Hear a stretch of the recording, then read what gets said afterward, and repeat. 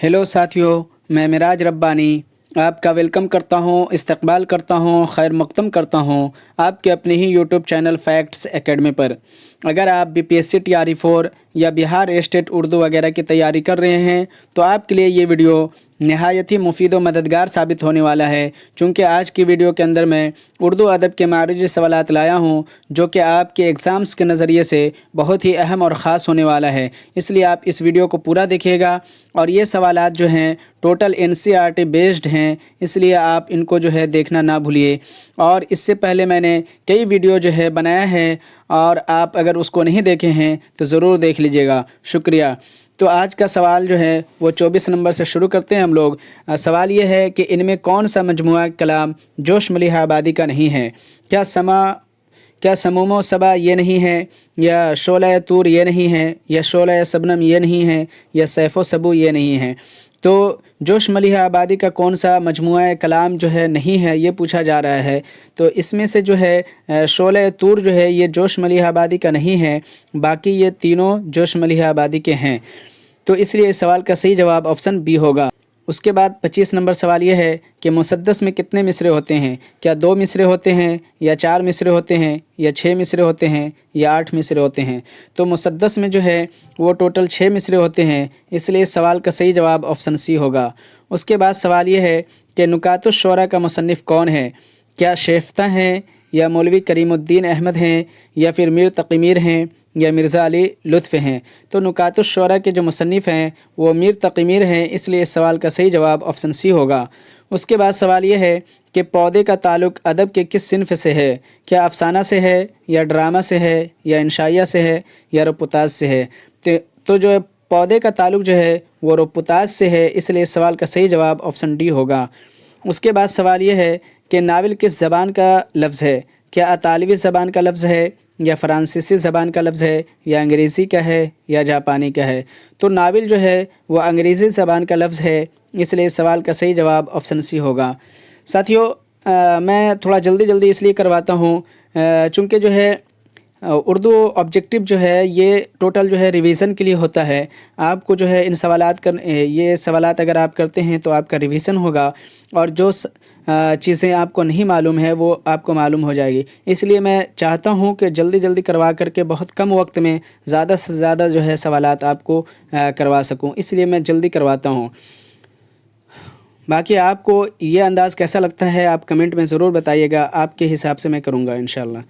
उसके बाद 29 नंबर सवाल ये है कि दीदनी है शिकस्तगी दिल की क्या इमारत, उसके बाद डॉट डॉट है, इसको शेर को मुकम्मल करना है। या मुकम्मल जो है कौन सा जुमले से होगा? क्या नज़र ने खाई है, इससे होगा, या खुशी ने पाई है, इससे होगा, या मियाँ उठाई है, इससे होगा, या फिर गमों ने ढाई है? तो इसका जो सही जवाब है वो है ऑप्शन डी, यानी कि क्या इमारत गमों ने ढाई है, इससे जो है शेर मुकम्मल हो रहा है, इसलिए इस सवाल का सही जवाब ऑप्शन डी होगा। उसके बाद सवाल यह है कि मिर्ज़ा गालिब का दीवान गालिब की ज़िंदगी में कितनी बार शाये हुआ? क्या 2 मरतबा हुआ है, या फिर 3 मरतबा हुआ है, या 4 मरतबा हुआ है, या 5 मरतबा हुआ है? तो मिर्ज़ा गालिब का जो दीवान है गालिब के ज़िंदगी में 5 मरतबा जो है शाये हो चुका था, इसलिए इस सवाल का सही जवाब ऑप्शन डी होगा। उसके बाद सवाल यह है कि दक्कन से उर्दू की इब्तिदा का नज़रिया किसने पेश किया? क्या मीर अमन ने पेश किया है, या सैयद सलेमान नदवी ने, या नसीरुद्दीन हाशमी ने, या महमूद शिरानी ने? तो दक्कन से उर्दू की इब्तिदा का नज़रिया जो है वो नसीरुद्दीन हाशमी ने पेश किया है, इसलिए इस सवाल का सही जवाब ऑप्शन सी होगा। उसके बाद सवाल यह है 32 नंबर के मसनवी मीना सतवंती का जो है मुसन्निफ़ कौन है? क्या गव्वासी हैं, या नुसरती हैं, या इब्न नशाती हैं, या जुनैदी हैं? तो मसनवी मीना सतवंती के जो मुसन्निफ़ हैं वो गव्वासी हैं, इसलिए सवाल का सही जवाब ऑप्शन ए होगा। उसके बाद सवाल यह है कि इनमें कौन सी बोली मगरबी हिंद की नहीं है? क्या खड़ी बोली ये नहीं है, या फिर हरियाणवी, या कन्नौजी, या पाली? तो पाली जो है ये मगरबी हिंद की बोली नहीं है, इसलिए इस सवाल का सही जवाब ऑप्शन डी होगा। उसके बाद सवाल ये है कि दक्कनी ने किस ज़बान से ज़्यादा असर कबूल किया? क्या द्रावड़ी से किया है, या राजस्थानी से किया है, या मराठी से किया है, या तेलुगु से किया है? तो दक्कनी دکنی نے جو ہے وہ دراوڑی جو زبان ہے اس سے زیادہ اصل قبول کیا ہے، اس لیے اس سوال کا صحیح جواب آپشن اے ہوگا۔ اس کے بعد 35 نمبر سوال یہ ہے کہ مکر شاعرانہ کس شاعر کے کلام کی خصوصیت قرار دی گئی ہے؟ کیا ناسک کے کلام کی خصوصیت قرار دی گئی ہے، یا سودا کے، یا غالب کے، یا مومن کے؟ تو مکر شاعرانہ جو ہے وہ مومن کے کلام کی خصوصیت قرار دی گئی ہے، اس لیے اس سوال کا صحیح جواب آپشن ڈی ہوگا۔ اس کے بعد سوال یہ ہے کہ راجندر سنگھ بیدی کی کہانی کا نام بتائیے۔ کیا بھولا ہے، یا دو بیل ہے، یا ہتک ہے، یا بجوکا ہے؟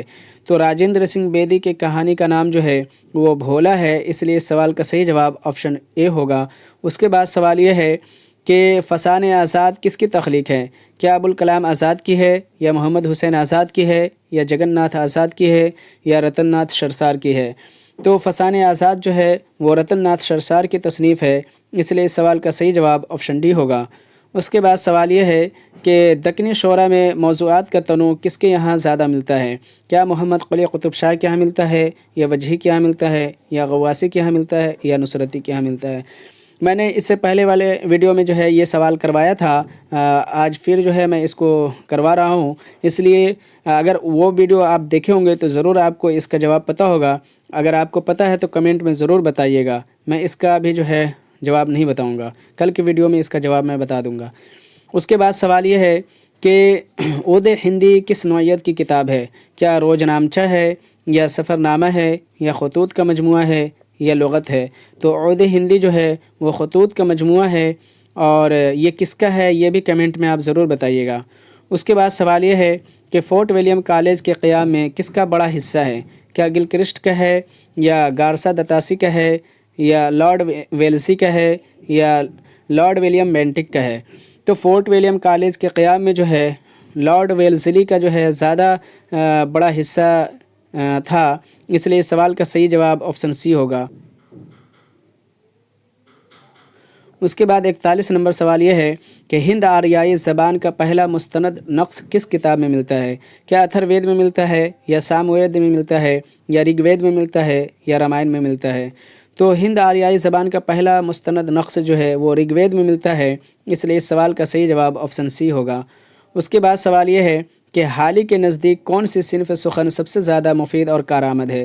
کیا غزل ہے، یا مثنوی ہے، یا مرثیہ ہے، یا قصیدہ ہے؟